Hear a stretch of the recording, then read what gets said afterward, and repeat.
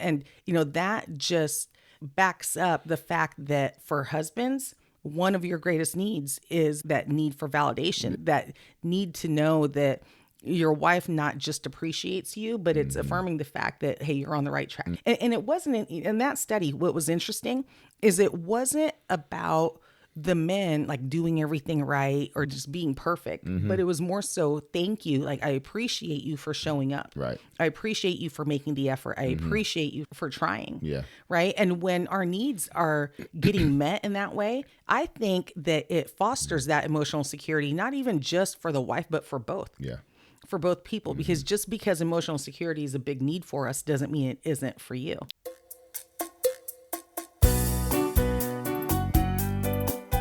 Hello, and welcome to a Purpose-Driven Marriage podcast. We are Duane and Nadine Stewart, and we love any and all things marriage.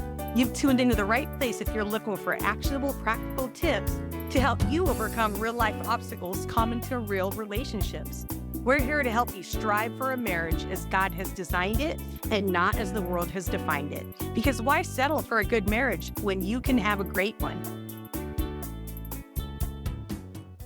So you know what a huge game changer is in marriage, babe? I don't know. Tell me. That's what we're going to talk about today. It's gratitude. Yes. Gratitude, thankfulness can absolutely transform a relationship. Yeah, it 100% does, because gratitude is like the first step towards compassion. Thankfulness just brings more excitement. It gets you thinking about things that aren't negative and more positive, right? Yeah. Yeah. Gratitude is, I think it's like the secret sauce. When I think about those. You mean like Chipotle mayo or something? You need to stop. What's the dipping sauce that we like for our wings? You need to stop bringing up these brands because no one's paying us to say these things. That's I'm not not a sure. brand. Chipotle? Well, no, I mean, there's a whole lot of mayo makers that make that. Okay, so It's not like, yeah, I'm not going to name anything, but yeah, it's those are general. Like it's like tissue paper. Okay. So back to the topic of gratitude. You know, when I see those elderly couples, Yeah. like they've been married 40, 50, 60 years. Oh my gosh, we've been married a long time. 25. All of a sudden, we've been together 30 years. So I got this quick glimpse of that being us one day. But when we see those elderly couples, they're walking hand in hand, they're just no care in the world. I often wonder what it is that got them to that point in their relationship. And I remember doing a post because I had done some research on things that you can learn, like wisdom from 50 years of marriage. Yeah. I think that's what it was. Right. And appreciation for one another was a big one. So I'm guessing that those couples that we see that have been together for a very long time, walking hand in hand. Yeah. All the time in hospitals. Well, that's a sad place to see them. Well, I mean, they're going to get their, some kind of appointment. They're not always like sick, just going to an appointment or something like that. And you just see one might walk faster than the other. And so the one that walks slower, the faster one is kind of just holding their hand. and you can just tell that there's love, there's compassion, there's genuinely like, I don't really care what's going on here. I'm just helping you. You know what I mean? Because you are my spouse. And I feel like in today's world, the spouse might get frustrated or annoyed or whatever because, oh, hurry up, let's go. We were late to our appointment. They could care less if they're late for their appointment. And so I was thinking about that and I'm like, wow, that's the love that you want. You want that patience. Yes. To have that patience for each other, not because of anything, but just because you love that person. You know what I mean? And you've been together, you have history, you've been together for so long. It's like, listen, it's all good, man. We're going to make it. Well, those people could not have gotten to that point without appreciation in their relationship. That's right. And I think for those that haven't been married as long and end up with issues in the relationship, that might be one of the key components that's missing, is just appreciation for the other person. Because sometimes we can get into, we can get in our own way. Yeah. Right? Like we get to a point where we're seeing just the negative things about our spouse. And you let it fester. And you let it fester. If you let some negative things marinate in your mind for too long, it just takes over. The mind is a crazy, unbelievable thing. And before you know it, all you think about is negative things towards your spouse. Yep. You see them walk in the house and, give them a kiss when they walk in, or you don't say hi or whatever. You're not thinking about, oh, how was your day? You're not thinking about, oh, let me do something for you. It's like, oh, like you didn't clean this, or, you know what I mean? It's like, oh, shoot. Okay, well, how do we change that though? Yeah.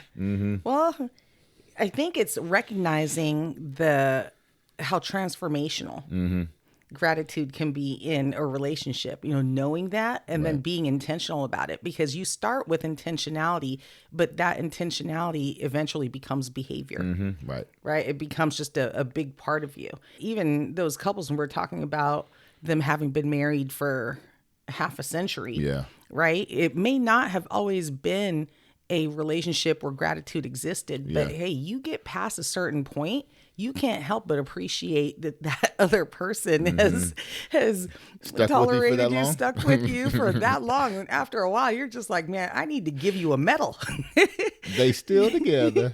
Somebody will get that. Yeah, I just appreciate the fact that you stuck with me. Yeah. Because I know that, sometimes I don't even like me. And the fact that you stuck around and... I like you, Nadine. Don't worry. That's I know, the only thing honey. that matters. But you know what? It does create this positive feedback loop. You're basically creating habits. You're basically creating positive gratitude habits. Is when you're thinking about your spouse in a positive way, that all that stuff leads to, like, it just blooms and blossoms into something much, much bigger. So the small thoughts turn into bigger thoughts, and then the bigger thoughts turn into small actions, and then they turn into big actions. You know what I mean? And before you know it, I'm thinking about my wife all the time, and I'm like, okay, what can I do for her? Like, what are the things that she loves that will make her day, the things that will make her smile today? And when you have recognized that you are now thinking in that perspective, then you're doing the right thing. Yeah. I mean, you're filling your mind with more positive thoughts than you are negative. That's called positive sentiment override. Oh, yes. Okay. Yeah. That's a phrase. Say that one more time. Positive sentiment override. Okay. Yeah. That is when the positive thoughts that you have of your spouse overrides the negative. It's a whole lot more, and it's an antidote to negativity. Yeah. Oh, so then, like, the negative things that do happen, they don't affect you as much. They're not as big. So, okay, it's almost like the love bank, right? I mean, it's really similar. I mean, you start depositing all these positive things that you love about your spouse and things that you've really done for them, and gratitude and compassion and all these different things that you're putting in the bank, putting it in the bank. And then a negative thing happens and you withdraw. And it's like, oh yeah, not a big deal. We got a lot of money in there. We got a lot of, we got a lot of compassion and love in there. You take a little bit out, it's not a big deal, right? So the negative things that you're talking about that do happen in life, because life does happen, it doesn't affect you as much because you're like, wow, I'm still filled with so many good things. Absolutely. And so let's talk about, what are the benefits? We talk about gratitude in marriage being a transformational thing, right? It's a game changer. In what ways? In what ways can it change a relationship? I mean, aside from the things that we've already talked about, I think it seems like it's a no-brainer. It seems like a no-brainer. Yeah. When there's gratitude that exists in any relationship. Yeah. So I think it's about emotional connection. We talked a little bit about that, but not in that specific term. But I think emotional connection is important. And oh my goodness, it leads to so many positive things. When you're connected, when we're promoting oneness in your relationship, then that means you are basically walking succinctly with your spouse. Imagine walking side by side, holding hands, like in a figurative way, instead of walking in separate rooms or in two totally separate highways. You know what I mean? Yeah. Compared to walking with each other. And all that does is it just tells you that you guys are on the same path, on the same chord, and you're working towards the same goal. Oh, absolutely. No, I love that, babe. Also, I think with the emotional connection, one of our greatest needs as women is emotional security. And I think when we feel appreciated, it makes us feel emotionally secure in the relationship. And for men, one of your greatest needs is validation. Validation. Right? In fact, I think I was listening to an interview with Shanti Feldhahn. She is the author of 2 of our favorite books.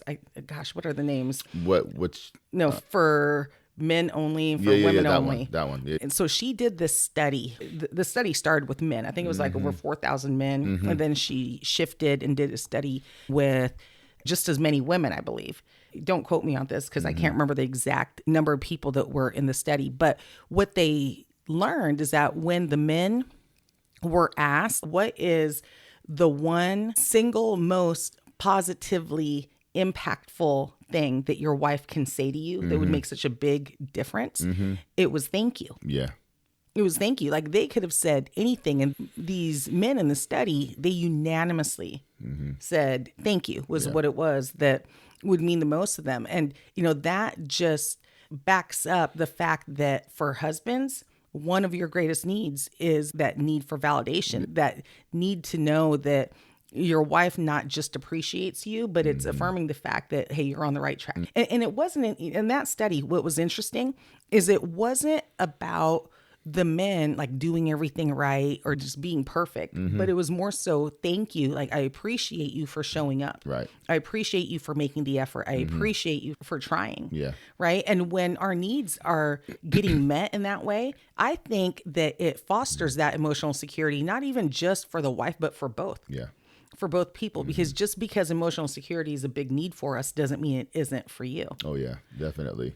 And it's not a big thing either. Saying thank you, like, my goodness, I feel like that's the most basic thing that you can do in life. You know what I mean? Yeah. You see someone do something for you or for the family or for whatever, and then you say, and you acknowledge it, and you say thank you. Well, we were taught that when we were like 5 years old, 2 years old, please and thank you. Like, we wouldn't give any of our kids, when they would ask for something in their hand. Like our oldest always wanted a treat, one in each hand. And we wouldn't give it to her without the pleases and thank yous. Yes, right. Yeah. What do you say? What do you say? Peace. Yeah. And what do you say now? That's thank funny. you. Like, at what point did we lose that? Yeah. I don't know when we lost it, but I know it did. I mean, I think in just the throes of your relationship and just day-to-day life, you just come to underappreciate the things that you have around you. You know what I mean? Yeah. And you it's just an expectation. Like, you come home and you make a delicious meal and we eat it and it's wonderful, but you know what? You did work. You just came from work and then you did more work in order to put all the food you thought about. Okay, where are we going to make? And then you put the ingredients together and then you make it and then it tastes good. But all you expect is for your family to say, what? Thank you. We appreciate it. And sometimes we don't do that. You know what I mean? It's like it's expected. Like, oh, I come home and I fix something, or I take out the garbage, or I do whatever. And it's like, yeah, that's what you expect. That's my job. But you know what? Sometimes it is appreciated that you just acknowledge it and say thank you. Well, that's because, I thanked you the last 3 times, right? Like, that's what we think. Yeah. We're like, gosh, why do I have to thank you for dinner tonight? You made dinner last night and the night before that. Yeah. And I thank you all those times. So do I just have to keep thanking you every night, like, for the rest of my life? Yes. Yes, exactly. The answer is yes. So the second thing that I think gratitude can do, that thankfulness and how it can transform a relationship, it shifts our perspective, right? You talked about that a little bit earlier, and it also promotes forgiveness. Yeah. It makes it so much easier for us to forgive, like what you were saying, when our love bank is full, right? Like, it's harder to hang on to the little hurts and things like that simply because our love bank is so full. Yeah. I think what you end up doing is you stop attributing whatever negative thing to that person, and then you just attribute it to a moment. Yes. You know what I mean? You're like, okay, that person isn't this way, is not negative, is not whatever. But you know what? It was just a moment. You know, they messed up. It's okay. You know what I mean? Because overall, you're just a great person, and I love you, and all that. And I think that's a whole different perspective compared to you're horrible. You never do this. You know what I mean? Instead of, oh yeah, okay, it's fine. It's not a big deal. You did it once. It's okay. I forgive you. Yeah, it also keeps us from being bitter, from hanging on to that bitterness because, we start seeing the other person in that way. Like what you were saying, it's a moment and not necessarily a character flaw. Yeah. Right? It's not necessarily the person, right? Yeah. Maybe the person messed up in that moment. Maybe the person forgot to say thank you in that moment, but that doesn't mean that they're an ungrateful whatever else you'd add to that sentence. Yeah. Right? I think really what you're doing is just building resilience for long term. Like when you are thinking about your spouse in that way, it's just, you're not thinking about, okay, well, you're thinking about long term. Like we are going to be together, just like those old people that we see all the time. Like this is not just a one-time thing. This is just not a, for the first 10 years and then we're done, or after the kids leave the house. No, this is forever, ever. Forever, ever? And that's what, forever, ever. And if you have that perspective, you are thinking long term. You're thinking into your 70s and 80s and hopefully 90s. Yeah, well, in a relationship. Sometimes I wonder where we lost that ability just to be kind and just to, we were talking about how we learn how to do the pleases and the thank yous, right? But yet, at what point did we just lose that ability just to be kind to each other? Yeah. Right? Like just to appreciate each other. I don't know if people want to hear this because it is tough to listen to, but I think our society is just teaching us to not be that grateful.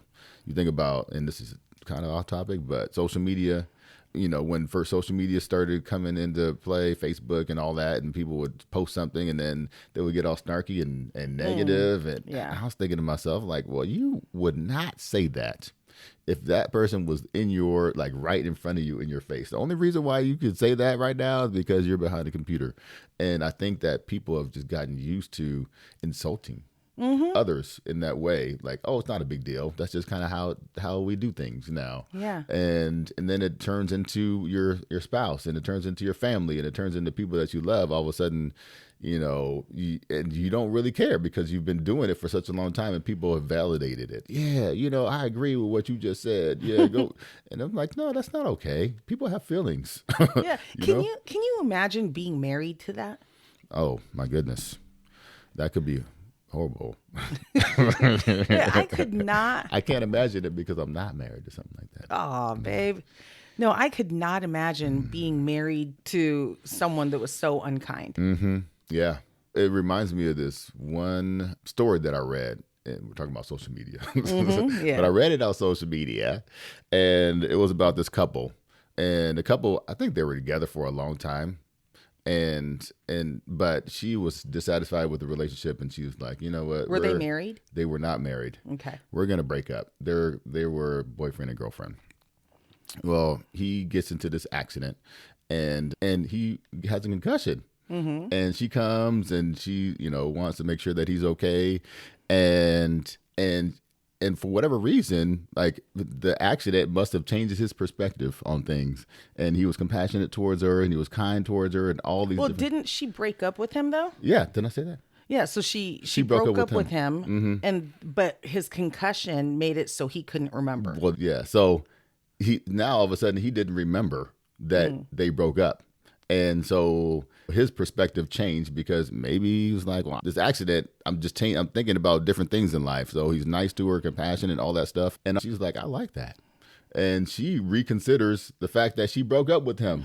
But the funny thing was, he was like, what do you mean? Like, oh, we're going to get back together. And he's like, what do you mean? Like, we've always been together. He forgot that they broke up.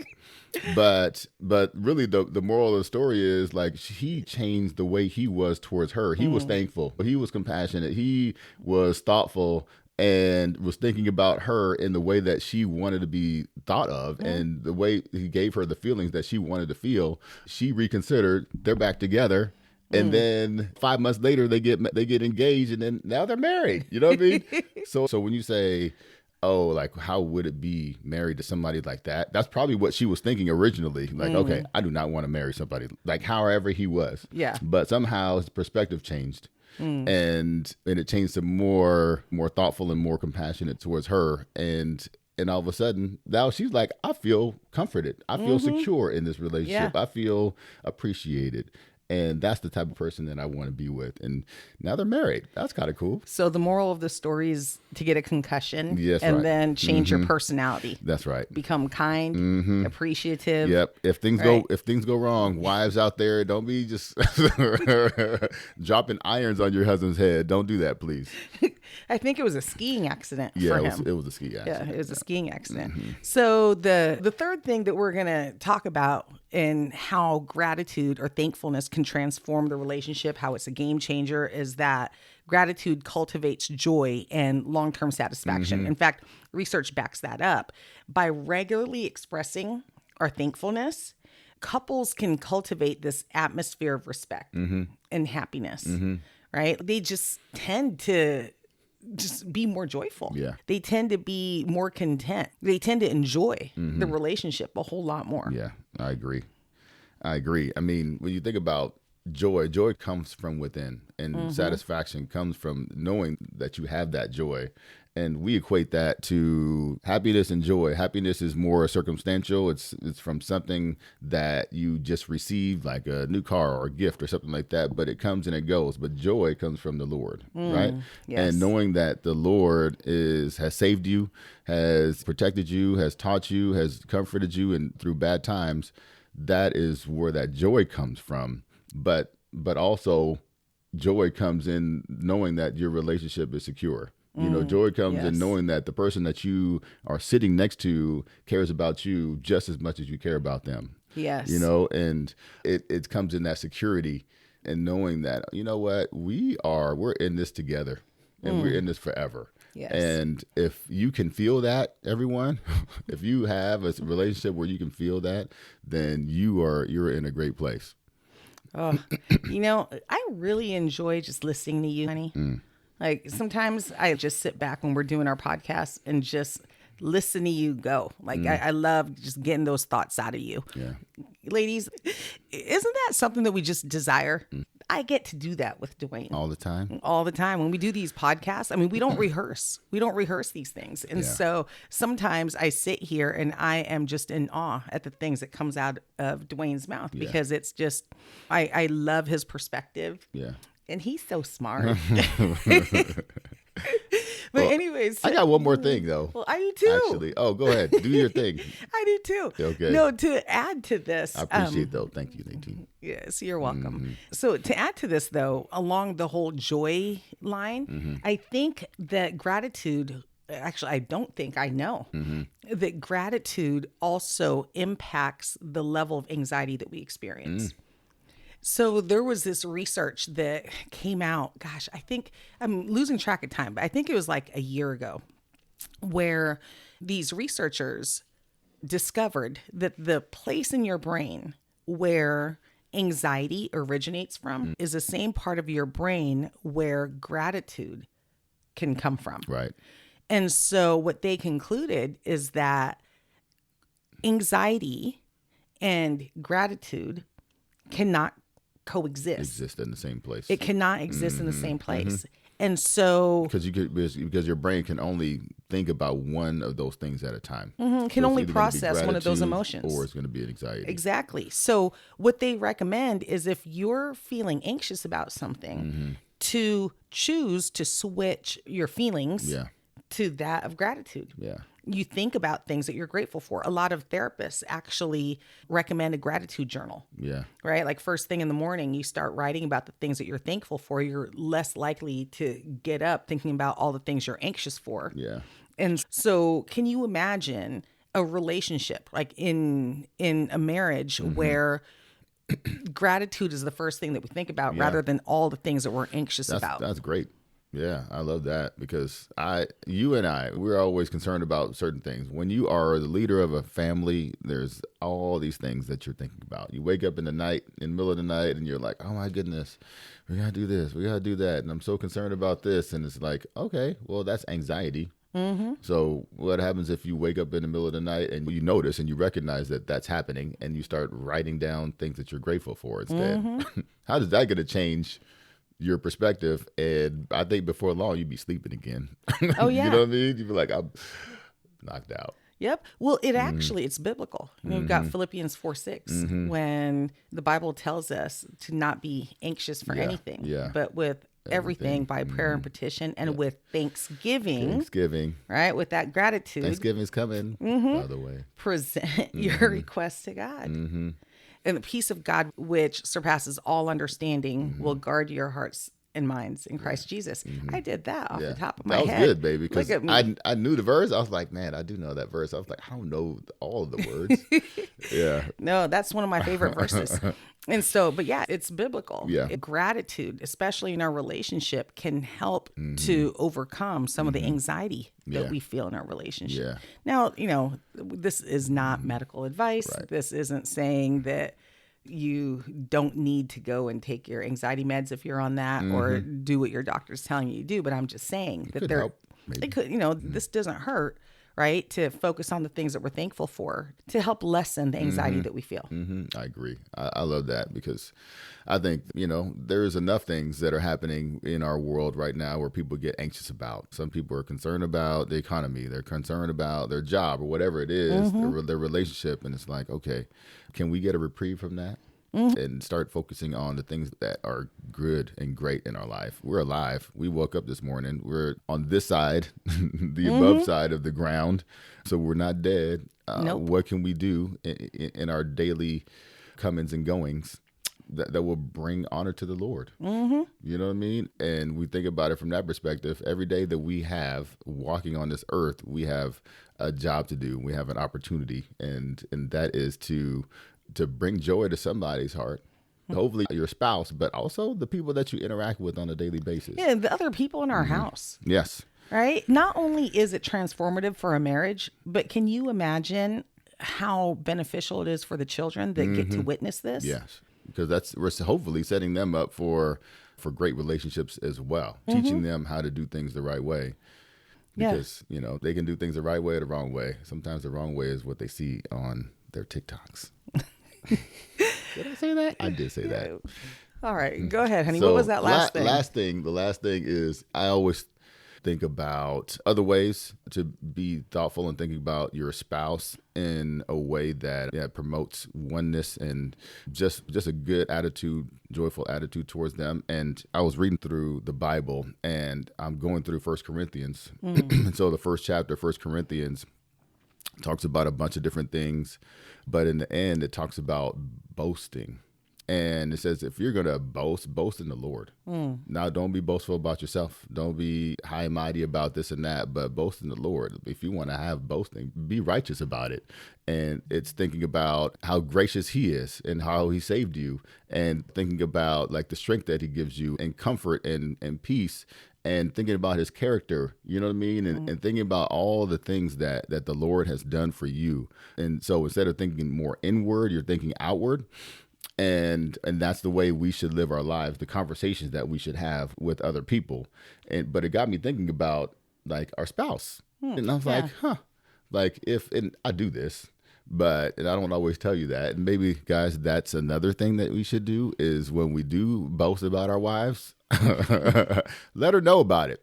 But I think, oh shoot, like that's a great way to really consider like how we show up and how we portray our spouse towards other people is boasting in them. You know what I mean? All the things that you were saying before, how you deal with other couples and like all the stuff that you do for our family and for me, boast in that. Like my wife is awesome. These are the things that she does for our family. And this is why I love her.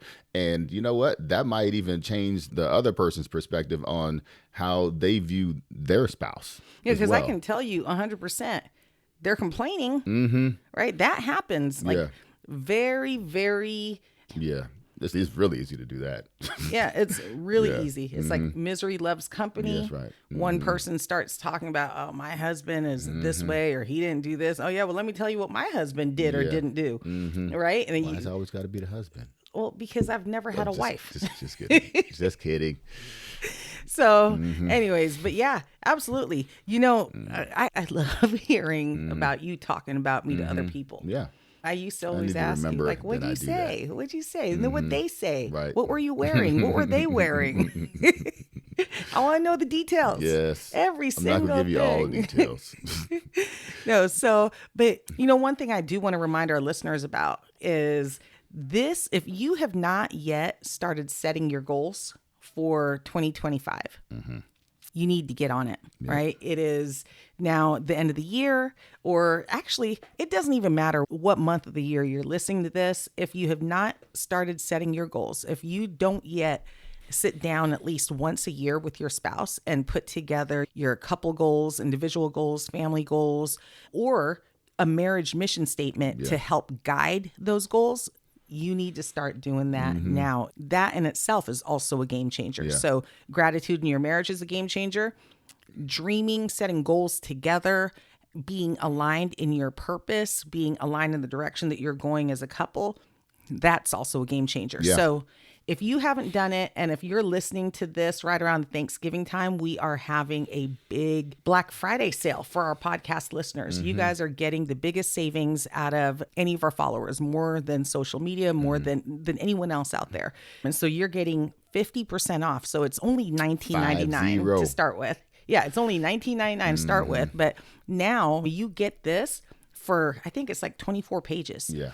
You get this for only $9.99. You get to keep it forever, and you get to keep updating it because it's a fillable, like almost like done for you template. All you have to do is fill in the blanks. Like that's it. Yeah. And you get to use the same template every single year, year after year. You could build off of it. You could start over. You could do whatever you want. And it's only $9.99. Yeah. That's a steal. It is. My goodness. It is. So I just wanted to make sure that I remind you guys of that. And so I hope that you've enjoyed this gratitude episode. I like it. Yeah, I really liked it. You had a lot to say today. And oh, by the way, for the Black Friday sale, we'll have the link to that in the show notes. So just scroll down and you will see it, or go on the website, apurposedrivenmarriage.com, and you'll see it on there.